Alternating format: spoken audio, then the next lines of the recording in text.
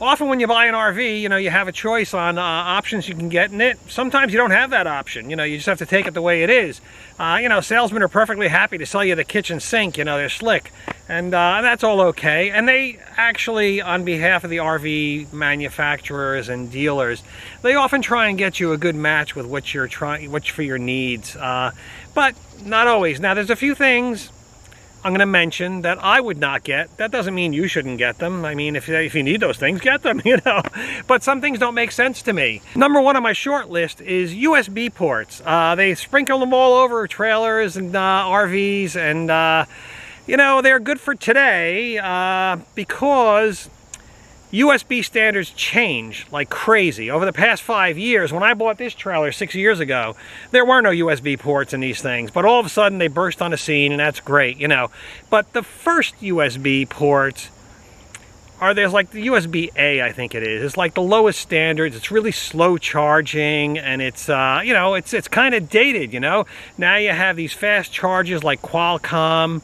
You know, they came out with USB-B, USB-C, which has more amperage, and then there's the Qualcomm standards and all that.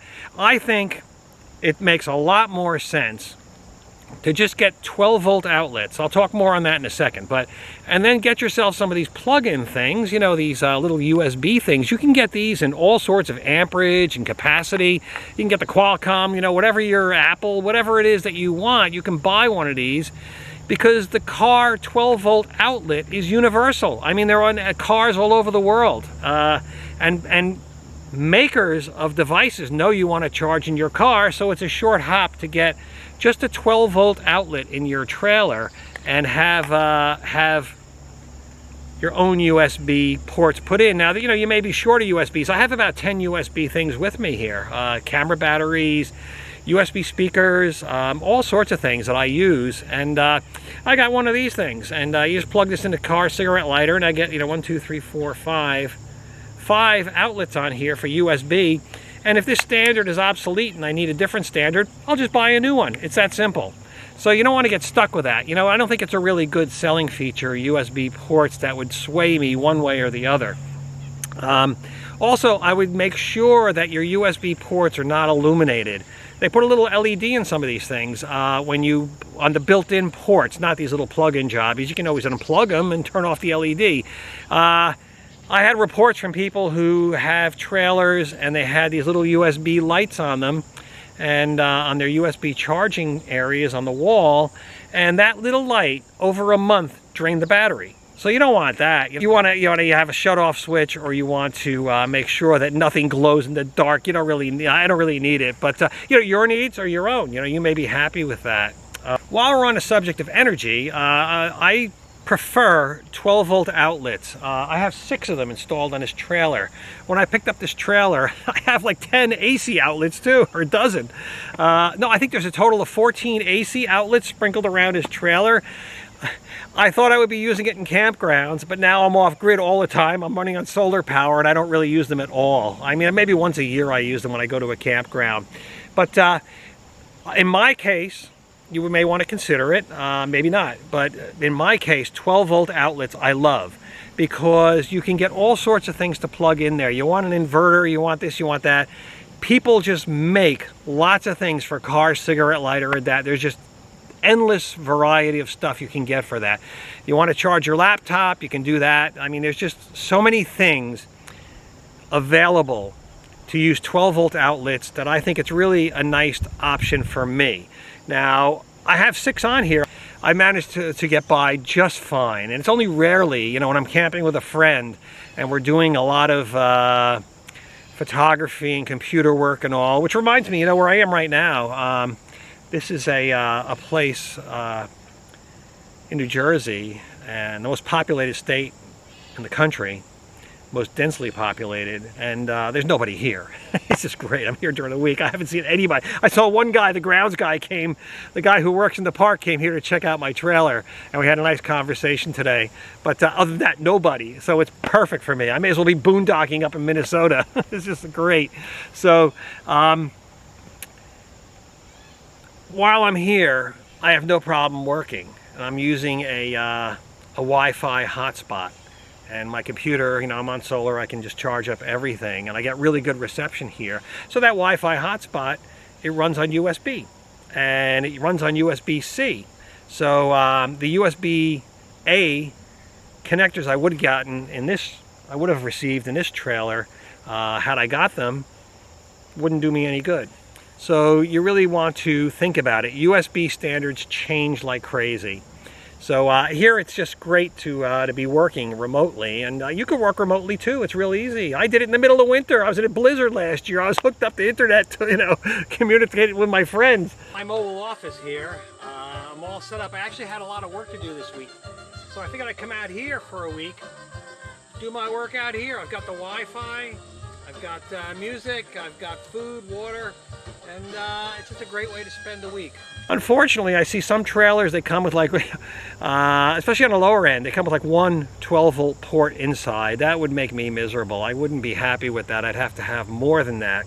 So if you have a choice, or if you're going to spend money on it, and this seems like it would fit your model, consider that. It all depends on your use case. If you're living, you know, in campgrounds half the summer and you have AC to plug into, well, then you shouldn't have any problem with no matter what you get. Just get an extension cord. So that works out good. The other thing is I see ovens and stoves installed on teardrop trailers, and I belong to some pretty hardcore teardrop trailer groups, and the prevailing wisdom there is to use a Dutch oven. These people prefer, I guess the Dutch oven has its own following, but people who are baking bread and pizza and all sorts of cakes and stuff, they prefer a Dutch oven. They make a fire, they get the coals and put it on top of this cast iron Dutch oven, and they use that. And when they don't need it, they just put it in storage. I see some trailers marketed with microwaves and ovens and all sorts of other things that I would never use. I mean, when you see those things, just ask yourself, do I need that? You know, if you don't need it, ask them to take it out, you know. They don't want to buy something you don't need. Some people, like I say, will try and sell you the kitchen sink. It looks like, you know, the virus is flaring up again this year, and you know, I expect RV sales to still be in demand. You know, we had the summer off. Last summer, this campground would have been quite crowded, and now it's not. Entertainment. You know, some people are happy to be out camping in a place like this and be watching movies. That's not me. You know, I can understand it if that's what you want to do. It's, you know, maybe get 200 or 300 channels in your trailer. It'd be great, you know, but it's, I always think of the guy I met on Assateague Island. He had one of them big bus mobile homes. And we're on Assateague Island. There's ponies roaming around. You can hear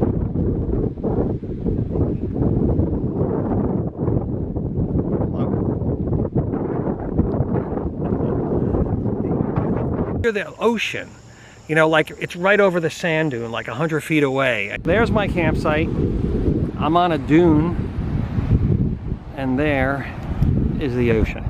And you know, it's just heaven on earth. I'm going there again.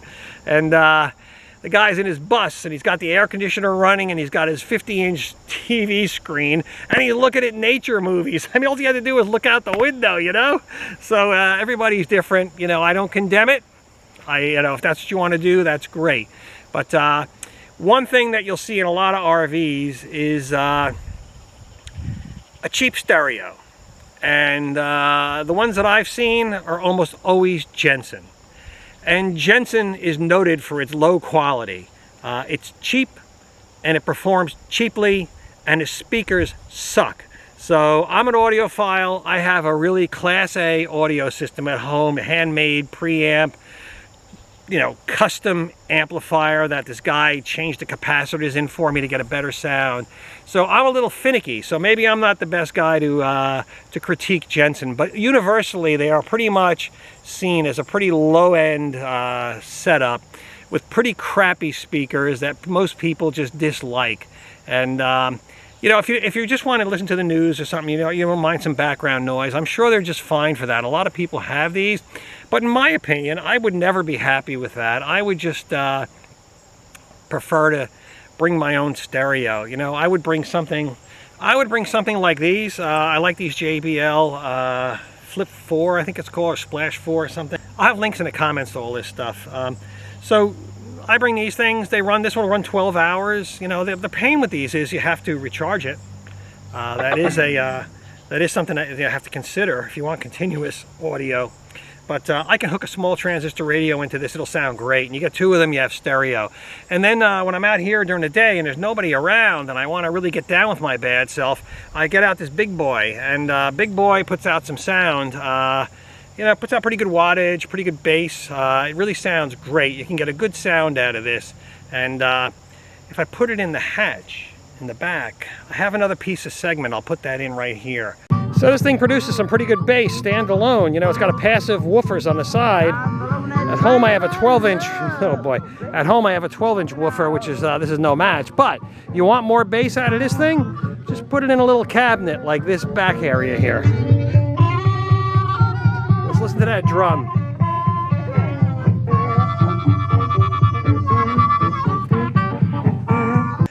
If you put it in the hatch, you get boom bass. I mean, you get some real projection of sound. It's great, you know. So, you know, I use that when I'm working out with the TRX or something like that. I just get some music going. It gets me all pumped up. I think getting a electric heater built in a trailer is not something that I would do. In my case, and I'm not you know, you may want one.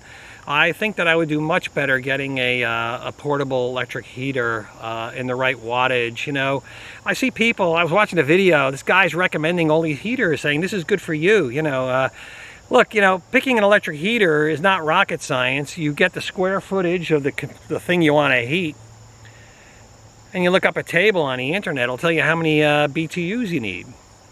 This trailer needs 5,000 BTUs. I bought an electric heater that's appropriately sized for it. That will keep me warm, you know, down to -5. It kept me warm. Also, the built-in propane heater is 6,500 BTUs, which is a perfect match for this unit. So, you know, it's pretty easy to figure out what you need in the way of heat. Also, you know, for entertainment, I use a little MP3 player or radio plugged into those speakers, and I just get great stereo. Now in my case, I actually have a stereo in my trailer. I have a home stereo. It happens to run on 12 volt. It ended up in my trailer. I velcroed it in, and it's just great. You know, I listen to that all the time. So entertainment's important. Get what you want. Don't settle for some crappy piece of entertainment gear. It's no fun. You know, misery is long lasting. Again, thanks for watching.